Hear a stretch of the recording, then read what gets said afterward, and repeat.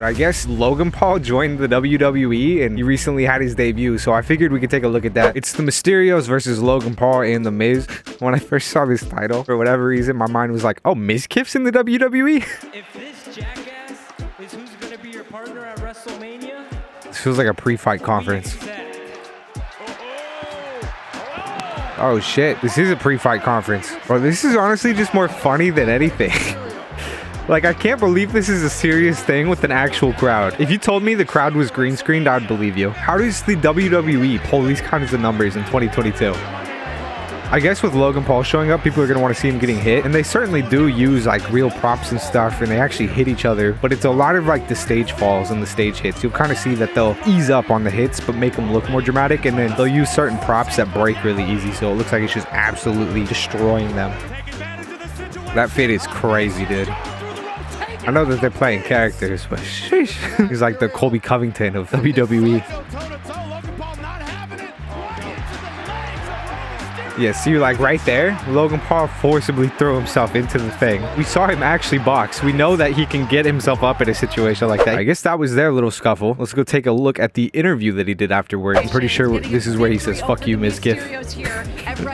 I'm gonna keep going with that. I know he's not talking about Mizkif, but in my head, that's who he's talking about. I got to share a ring with the Mysterios and also won the match.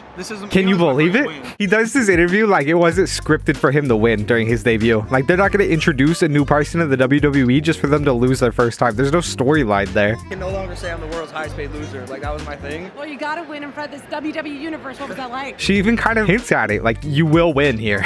We've scripted it to ensure you're done. I mean, no hate at the end of the day. Most WWE fans are self-aware enough while watching this to know what's going on. But the things that they do to justify it is actually insane to me. If we look at the comments over here, Logan Paul was surprisingly good for our first pro wrestling match, and that happened to be at WrestleMania against the Mysterios. Not easy to pull it off at all. With a little more training and fine polishing, he can actually do a full-time run heel in the WWE. 2.1k likes.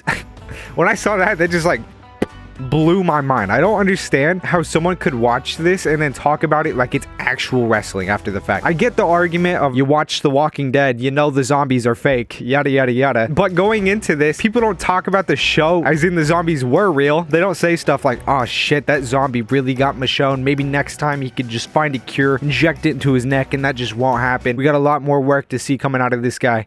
In the way that they're talking about Logan Paul, I just don't understand that aspect of it. It's just so predictable that it doesn't seem like it would be worth spending the money on, because it's like if Logan Paul is going to pop into the WWE, they're gonna milk him as hard as possible, so he's not gonna lose. And then for the fans to come over here, just like Logan doing pretty good. 3 Amigos and Frog Splash was so surprising. He definitely put in work for this match. I don't get it. Why do they talk about it like it's real, but they're also self-aware enough to realize that it's fake? There was one last thing that I wanted to take a peek at. So they dropped a behind the scenes with Jake.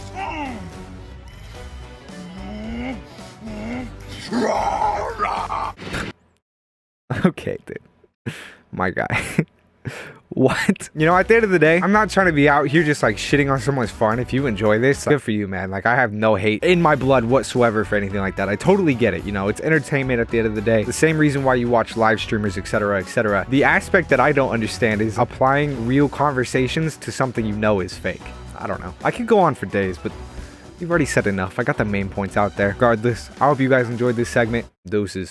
Don't mind me, I'm not taking this serious. I'm just trying to have fun while I'm living experience. Just trying to find a point like I'm missing a period. Haters carry germs, but I'm anti-bacterial.